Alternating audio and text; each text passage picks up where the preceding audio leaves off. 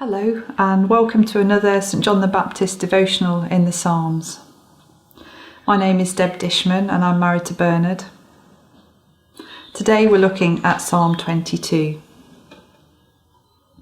Psalm 22 is famously a prophetic psalm which contains 33 prophecies fulfilled by Jesus on the cross. It describes Christ's sufferings in detail, which is incredibly moving, letting us see the cost of his sacrifice from his personal perspective. On a personal level, I'm so grateful for this psalm because it shows me how Jesus really understands the pain of life and reality of death. In the Passion version of the Bible, Psalm 22 is described as King David's song of anguish.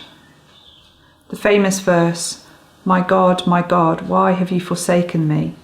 is translated as, God, my God, why would you abandon me now? Why do you remain distant, refusing to answer my tearful cries in the day and my desperate cries for your help in the night? I can't stop sobbing.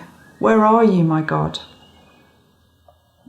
At times during the years of my relationship with Jesus, I have cried out with similar prayers. Over the years of my journey with God, this prayer has taken on more significance.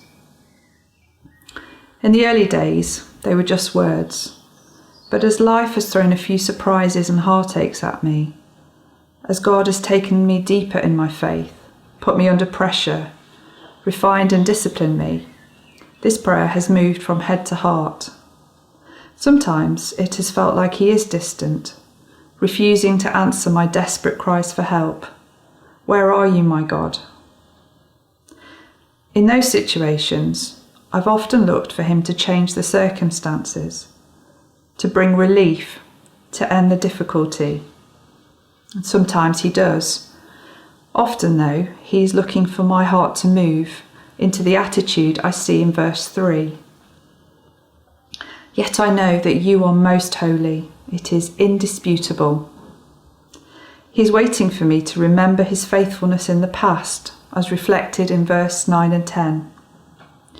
Lord, you delivered me safely from my mother's womb.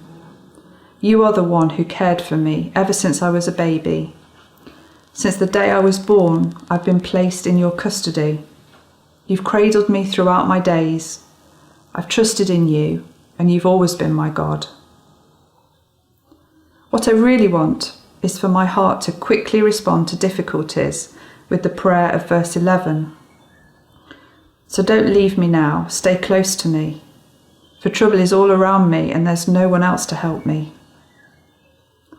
Not to turn away from him with a loss of faith, a colder heart, in disappointment, but instead to press deeper, trusting in his faithfulness, like our wonderful Lord Jesus, and instead to find a place of peace and praise, as expressed in verse 24.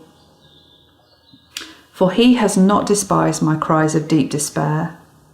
He's my first responder to my sufferings. And he didn't look the other way when I was in pain. He was there all the time, listening to the song of the afflicted. You're the reason for my praise. It comes from you and goes to you.